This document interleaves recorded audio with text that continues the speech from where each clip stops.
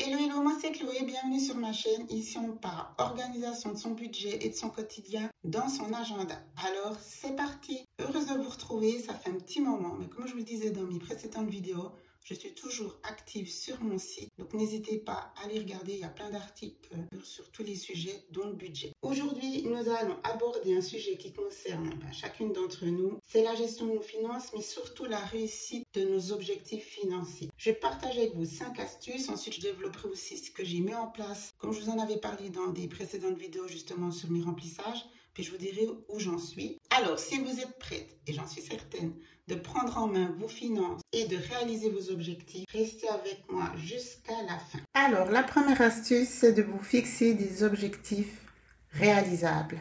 Ça veut dire quoi réaliste? Ça veut dire atteignable à court terme pour rester motivé. Ça ne sert à rien de vous dire ah, j'ai envie de mettre 5 000 euros, 5 000 francs de côté si ce n'est pas cohérent avec votre situation actuelle. Et ça pourra le faire. Je vous dis toujours, gardez confiance en vous et soyez bienveillante. Mais prenez des objectifs, j'ai envie de dire, à votre portée. Premièrement, un objectif, c'est pas ah oui, j'aimerais mettre de l'argent de côté, ah oui, j'aimerais réduire mes dettes. Ça, c'est des idées. Mais en fait, pour qu'ils soient réalistes, il faut les mettre concrètement avec des chiffres. C'est ce qu'on appelle la méthode SMART. Je vous ai fait un article sur mon blog, donc je vous mettrai le lien. Je laisserai aller regarder. En fait, plutôt d'être évasif, c'est déjà bien d'avoir l'idée, c'est l'élan. Mais ensuite, il faut vraiment être concret. C'est pas j'aimerais mettre de l'argent de côté, c'est tel montant.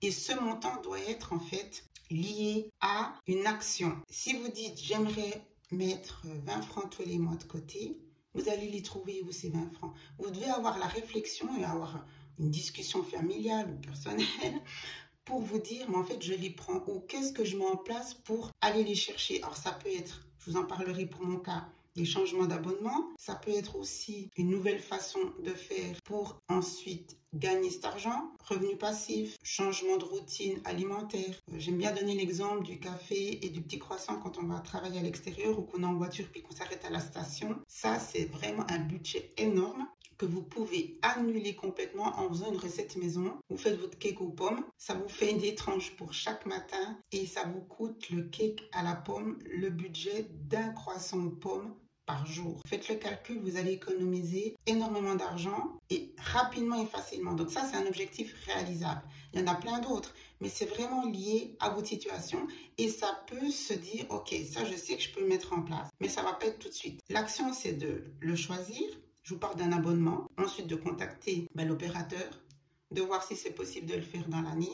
Mais se dire que c'est un objectif qui va être inscrit et fait, même si ce n'est pas là tout de suite. Mais il est pris en compte sérieusement. Puis d'autres, vous allez pouvoir les mettre en place la semaine prochaine directement, comme l'histoire des croissants. Et l'argent que vous les mettez de côté, ces fameux 20 francs par exemple, il doit avoir eux aussi un sens. Pourquoi vous les mettez de l'argent de côté? Alors réduire sa dette, c'est logique, moins on en a, mieux c'est. Vous avez une playlist d'aide, donc je vous laisse la regarder. Mais l'idée, c'est on en fait quoi de cet argent? On le met de côté, bien sûr, mais pour quelle raison? Est-ce que c'est pour une occasion? Un autre objectif? Voyage, vacances, réparation, nouvelle voiture? Ça aussi, ça va vous aider à garder la motivation et à comprendre l'intérêt, j'ai envie de dire le pourquoi du comment. Parce que juste mettre de l'argent de côté, ça va, sur le long terme, vous allez craquer. Il faut vraiment avoir cet objectif qui est ciblé, que vous le notez partout. J'aime bien l'idée du vision board pour que cet objectif, si c'est familial, tout le monde soit au courant.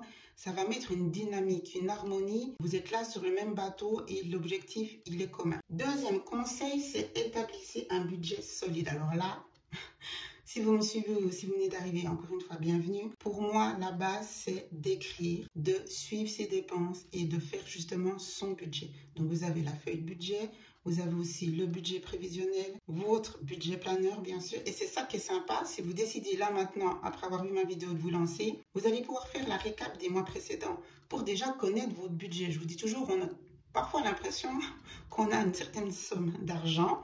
On connaît tous nos salaires, mais en fait, on vit souvent dans un rêve. On n'est pas réaliste sur l'avoir disponible. L'avoir disponible, c'est en fait votre réel revenu. C'est l'argent qui reste une fois que vous avez dû payer les charges fixes et les charges variables. Et justement, un budget n'est jamais fixe. Chaque mois, c'est-à-dire c'est pas votre salaire et vous dites oui, bon, de toute façon, je reçois tant, j'ai tant de factures, puis c'est tout. Non, non, il y a toujours des variables. Il n'y a pas un mois qui ressemble à l'autre. Et c'est déjà ça la première chose à vous dire. Ne restez pas sur vos lauriers. Même si vous êtes, et tant mieux, dans une situation positive, pas de dette, vous n'êtes pas dans le rouge, vous mettez de l'argent de côté et là vous dites bah, tout roule. Mais prenez le temps d'aller piocher, prenez le temps d'aller regarder, de voir qu'il y a quand même des vagues, qu'il y a des mois où vous avez fait plus de shopping, plus de ci. Puis oui, finalement, je pourrais quand même encore mettre plus de côté. Donc il faut avoir le nez dans son budget constamment. Alors déjà, pour avoir des objectifs financiers, il faut connaître son budget. Ça, c'est la base. Et dans votre budget, vous connaissez mon addiction pour le code couleur. Grâce au système des angles opposés des catégories. Donc franchement, ça va être beaucoup plus simple d'aller checker les endroits, les catégories, les mouvements où vous allez pouvoir justement faire des économies. Toujours en restant réaliste, hein, je le répète. Troisième astuce, une fois que vous avez donc trouvé l'objectif, vous l'avez choisi, personnel ou en famille. Vous avez fait votre budget, vous êtes au clair sur vos entrées, vos sorties et donc du coup vous avez choisi par rapport à l'objectif le montant que vous souhaitez, que vous pouvez. Voilà, c'est ça souvent le problème. C'est pas ce qu'on souhaite, c'est qu'est-ce qu'on peut réellement faire. On aimerait tous gagner au loto, on aimerait tous avoir des sommes de dingue sur son compte, mais ça c'est des souhaits. Soyons réalistes. Qu'est-ce que je peux mettre en place par rapport à ma situation? Donc, une fois que tout ça c'est OK, on en fait quoi de cet argent qu'on a économisé? Il faut faire directement un ordre sur un autre compte bancaire. Je vous en ai souvent parlé. Je suis moi-même pas forcément bonne élève, mais j'ai fait, je vous en parlerai en fin de vidéo, justement des choses pour ne pas aller repiocher dans mon épargne. C'est pour ça que j'ai plusieurs épargnes. Mais l'idée, c'est de vraiment mettre directement cet argent de côté. Si c'est 20 francs par mois, c'est énorme. Vous dites 20 francs, maintenant qu'on va aux courses, on achète 3 articles, on a déjà 20 francs. Mais 20 francs sur, par exemple, un abonnement. 20 francs sur, comme je vous expliquais, faire votre cake maison. 20 francs sur, voilà. Vous dites, oui, bah, je fais un peu trop de shopping, je peux toujours me faire plaisir, mais je vais un petit peu diminuer. Vous les mettez directement de côté. C'est 240 francs à la fin de l'année. Là, tout de suite, en tout cas pour moi, c'est pas rien, 240. Ces 240 francs qui sont restés sur un compte, ils vont vous aider à faire quoi? Alors déjà, participer à l'objectif, achat d'une voiture, partir en vacances, peu importe. Ou c'était peut-être juste l'objectif, quand je dis juste, c'est déjà énorme, de vous faire un fonds de secours. Ça, j'ai envie de dire, c'est peut-être le premier objectif, après avoir diminué les dettes. Bon, tout ça, je vous en ai parlé sur les playlists pour vous expliquer que vous pouvez faire les deux en même temps, à vous de voir. Mais créer le fonds de secours, j'ai envie de vous dire, c'est le premier objectif financier que vous devriez mettre en place. Et d'arriver à la fin de l'année, de vous dire, waouh, j'ai réussi. Parce que c'est ça aussi. L'idée, c'est de se valoriser, c'est de se faire des petits cadeaux à soi-même. Puis voilà, fier de vous. Donc vous dites, voilà, j'ai pas craqué parce que je suis pas allée piocher sur ces 20 francs. Puis j'ai fait un ordre permanent automatique. Et sur un compte, c'est ce que je vous conseille, qui ne soit pas le même compte que votre banque. Ou si, malheureusement comme moi, c'est là où il y a un meilleur taux de rendement, enfin un taux d'intérêt de l'argent qui dort. Je ne sais pas si je m'exprime bien. Mais en gros, regardez des banques où l'argent qui dort, que vous stockez, hein, s'il y a des intérêts, même si, parce qu'on n'est pas millionnaire, donc ce n'est pas des grosses sommes, mais mine de rien, à la fin de l'année, ça va encore vous faire 5, 6, 10, j'en sais rien, de plus que les 240 francs. J'ai envie de vous dire, c'est toujours ça de gagner. Donc là aussi, faites pas juste à la va-vite. Prenez le temps de réfléchir, parce que même si c'est des petites sommes, mais on s'entend bien que 240 francs la première année, peut-être qu'entre-temps, vous aurez réussi, parce que vous êtes dans une dynamique positive, et ça fait du bien quand on voit qu'on arrive à mettre de côté. Donc peut-être le mois d'après, vous allez mettre 30 francs par mois, ou même le double. Bref, et ça va augmenter. Et dites-vous que cet argent-là, si à la fin de l'année, à chaque fois, ça fait 60 francs de plus grâce à un intérêt bancaire, c'est toujours 60 francs. Que sur un autre compte, il n'y aurait rien. Donc là, en guillemets, j'ai envie de dire, c'est 60 francs cadeau. Et ça, c'est important d'y penser. C'est toujours ça l'idée d'aller prendre l'argent, d'aller dans des endroits. L'idée, c'est de toujours faire intelligemment, dans le sens que si on peut gagner des sous en déposant notre argent dans une banque, j'ai envie de vous dire, ben, on ne va pas gêner. Donc ça, et vous savez, il n'y a pas de « Ah, je suis dans cette banque depuis des années, etc. » Non, non, on n'est plus dans, on n'est pas dans les sentiments. Si vous avez une autre banque qui vous fait une meilleure offre, prenez vos sous, petit ordre permanent. Et quatrième astuce, avec cet argent que vous avez réussi à économiser, vous pouvez envisager des investissements. Alors là, c'est franchement très personnel. Je pense que quand on débute, qu'on n'a pas des grosses sommes, je vous conseille d'être dans la prudence. Par exemple, le fonds de secours, vous vous êtes dit, je mets 12 000 ou 10 000. Quand vous êtes à 15 ou 20 000, vous vous dites peut-être, ben, je vais essayer d'investir 5 000, voir ce que ça donne. Vous allez évidemment dans une banque, vous discutez, conseiller. Il ne faut pas mettre tous ses œufs dans le même panier, mais l'investissement, oui, ça peut être très intéressant, mais c'est tout de même un petit peu une prise de risque. Et prendre un risque, il faut le faire quand on peut se le permettre. Le conseil, c'est ayez déjà votre base qui est saine et solide. Et j'ai envie de dire, c'est le bonus, c'est le surplus. Vous pouvez vous dire, voilà, cette partie-là, j'investis. Vous pouvez avoir justement 3 objectifs. Un fonds de secours, un compte d'épargne où cet argent-là, vous aimeriez l'investir par la suite. Et puis, un autre objectif, voyage. Et toutes ces petites sommes, vous comprenez pourquoi vous les mettez de côté. Et justement, après, vous pouvez vous dire, voilà, je suis sur 2 ou 3 objectifs financiers. Et donc, je peux me permettre au même moment d'utiliser l'objectif numéro 2 d'investissement et d'aller faire de l'investissement. Mais j'ai un premier objectif qui est en même temps. Ça dépend vraiment de votre situation financière. Et la dernière astuce, et pas la moindre, c'est bienveillance avec vous-même, persévérance, assiduité, discipline, responsabilité. Bref, on n'a rien sans rien. Tout prend du temps. Et justement, on part de l'idée, ah, j'aimerais bien avoir de l'argent de côté. Oui, bah ça, c'est comme tout le monde. Ensuite, on la met en place avec le système SMART, c'est-à-dire qu'on fixe des objectifs concrets avec un montant. Et ensuite, on fait son suivi, on met l'ordre permanent en place. Et ensuite, justement, il faut ne rien lâcher, être assidu, tout faire pour que son mois se passe bien par rapport à notre avoir disponible pour justement ne pas aller piocher. Donc la discipline, elle est constante pour que cet ordre permanent, il ne vous met pas mal à l'aise ou il ne vient pas chambouler votre budget. C'est pour ça qu'il faut vraiment faire son budget, ne pas voir trop gros. Encore une fois, rester réaliste. Ça ne sert à rien de mettre 100 francs par mois pour qu'après tous les mois, vous revenez prendre 40 ou 60 francs. Si vous commencez comme ça, ben là, vous avez votre réponse. Vous ne devez pas mettre 100 francs par mois, mais 40 francs. Voilà, tout simplement. Et il n'y a pas de honte. Il n'y a pas de... Ah, je mets que 20 francs. Je vous dis toujours, arrêtez les comparaisons. En fait, vous devez être votre challenger. C'est entre vous et vous. Si vous mettez même 10 francs, mais soyez fiers. Moi, je dis toujours même 5 francs ou vous faites des défis, mais peu importe. C'est votre histoire, c'est votre vie, c'est votre budget. Vous n'avez rien à envier ou à comparer. Ce qui compte, c'est de rester justement... c'est un marathon, c'est pas un sprint. Donc en fait, c'est ça qui compte, c'est d'aller tranquille, petit à petit. Et si pendant un an, c'est 10 francs par mois, ben c'est 10 francs par mois.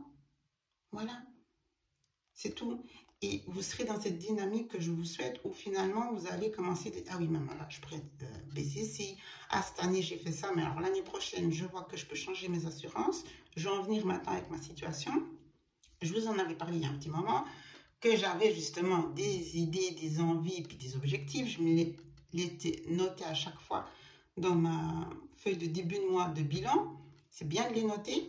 Et c'est vrai que ben, le temps, alors, je vous l'ai dit, après on commence de regarder les assurances. Je les contacte évidemment, je regarde si c'est possible, hein, tout dépend des contrats. Et avant de partir, il faut bien savoir si c'est intéressant ou pas et qu'est-ce qu'on a de mieux. Donc j'ai réussi à déjà faire pas mal de petites économies, mais je suis contente. Ce qui m'a permis de mettre en place 2 ordres permanents. Donc rien que de le faire, c'était vraiment une victoire parce que du coup, ben voilà, c'est réel. C'est la diminution de certaines factures. En plus, c'était des charges fixes, des abonnements qui m'ont donc permis de faire des économies et donc de créer ces ordres permanents. Et comme je vous l'ai dit, j'en ai fait 2. Un compte d'épargne, mais c'est comme si je faisais une enveloppe secours. Mais je fait l'enveloppe secours. Vous savez, mon enveloppe, ça va aller. Mais là, vraiment, c'est sur des comptes épargne, puisque à la base, je ne dois pas prendre sur... une fois que j'ai fait mes factures, je suis avec le cash. Donc, c'est vrai que ça aide à ne pas les piocher. Et ensuite, il y a l'autre montant sur le compte fonds de secours qui a pas mal diminué parce que j'ai eu des frais importants et il est quand même là pour ça. Donc, j'ai vraiment... Mon objectif, c'est de le renflouer, mon fonds de secours, mais encore une fois, en restant cohérente et réaliste avec ma situation. Par exemple, vous avez un crédit immobilier, vous savez que avant la reconduite du contrat, vous êtes bloqué.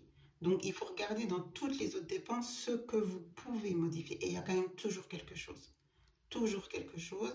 Et s'il faut attendre la fin de l'année pour que ça soit en fait réel, ce qui sera mon cas pour encore 2 autres factures. Une, c'est les assurances et une autre, c'est l'abonnement box. Là aussi, j'ai changé dernièrement. En fait, c'est chaque fois 20, 30 francs. 30 francs par-ci, 20 francs par-ci, 20 francs par-là. Assurance maladie aussi, j'ai fait les changements et j'ai une belle économie.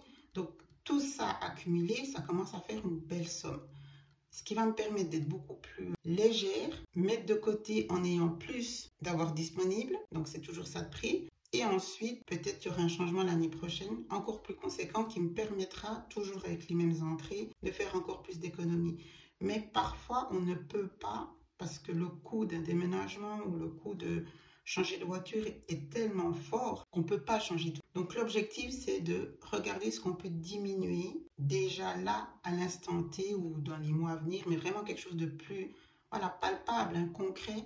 Et c'est ça que vous devez faire. Et peut-être c'est ça qui va vous aider ensuite, je parlais de voiture, à pouvoir la changer plus rapidement grâce à l'objectif de mettre un montant de côté tous les mois. Il faut toujours vous dire que ce que vous allez mettre en place, ça sera évidemment du bénéfice, mais avec un objectif vraiment à la clé pour pas juste vous dire ce n'est que 20 francs, c'est pas grave si ce mois-ci je les mets pas. Non, il faut vraiment vous discipliner. Et si vous êtes entouré, c'est bien de se motiver, que toute la famille soit en bloc derrière ce projet. Puis si vous êtes toute seule, justement, c'est des affirmations positives. Notez dans votre budget planière des petites notes. Puis à la fin du mois, dites yeah, j'y suis arrivée. Faire des petits rappels que vous avez fait votre ordre permanent, comme ça vous le voyez. Puis avec des emojis faites. Voilà.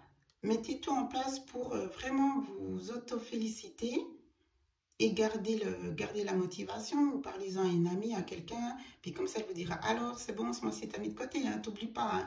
Soyez bienveillante avec vous-même. Entourez-vous de personnes bienveillantes qui vous motivent et qui vous poussent vers le haut. Donc j'espère que ces astuces, cette façon de voir les choses, vont vous aider à vous lancer. Là, on est un peu vers la fin de l'année, c'est le moment ou jamais pour changer justement ces fameuses assurances maladie, les assurances annuelles. Reprenez le temps. Je sais qu'il y en a qui n'aiment pas faire ça, mais franchement, ça en vaut la peine de faire les comparaisons, de vous renseigner quand c'est que vos contrats peuvent être résiliés. Puis si ce n'est pas cette année, mettez-vous un petit rappel pour le faire au bon moment. Parce qu'ils sont malins, hein. Ils sont malins, certains. Franchement, il faut relire 2 fois. Donc, prenez le temps de bien checker pour, si ce n'est pas cette année parce que vous avez loupé la coche, pas de problème. Dites-vous que ce sera l'année prochaine, mais vous avez déjà en tête que vous allez faire des économies l'année prochaine. Et ça peut aider à tenir. Et c'est ça qui est important quand vous faites des contrats, quels qu'ils soient, de bien lire les petites lignes pour déjà vous mettre des rappels que dans 1 an, telle et telle date, ou 3 ans, telle et telle date, il faut faire la résiliation. C'est la première chose à faire quand vous avez signé, c'est de vous noter les dates de résiliation pour les échéances. Et après, si vous êtes content de là où vous êtes, pas de souci. Mais franchement, de temps en temps, c'est une question de 2 semaines, puis vous êtes de nouveau renouvelé de temps en temps pour 1 an, voire plus. Et c'est dommage, surtout que tout augmente. Donc là, il faut être au taquet là-dessus. Et c'est aussi ça, être vigilant et responsable. C'est pour soi-même, puis pour éviter parfois, justement, des petites déceptions. Et puis vous dire, mince, si j'avais été un petit peu plus à jour dans ma paperasse, j'aurais pu résilier mon abonnement et j'aurais fait une belle économie. Mais encore une fois, si ça vous arrive, ne vous blâmez pas. Mettez-vous ce nouvel objectif, puis essayez de trouver un autre moyen d'économiser. Et ça va aussi vous montrer que vous êtes capable de relever des défis, puis de toujours avoir une petite solution par-ci, par-là. Merci de m'avoir suivi. Je suis vraiment ravie de vous retrouver. N'hésitez pas à aller lire mes différents articles, de regarder les playlists de dette, du fonds de secours justement, et de l'avoir disponible pour celles qui ne connaissent pas comment analyser et faire sa feuille de budget. Je vous dis à tout bientôt. Prenez soin de vous et n'oubliez pas, ça va aller. Ciao, ciao.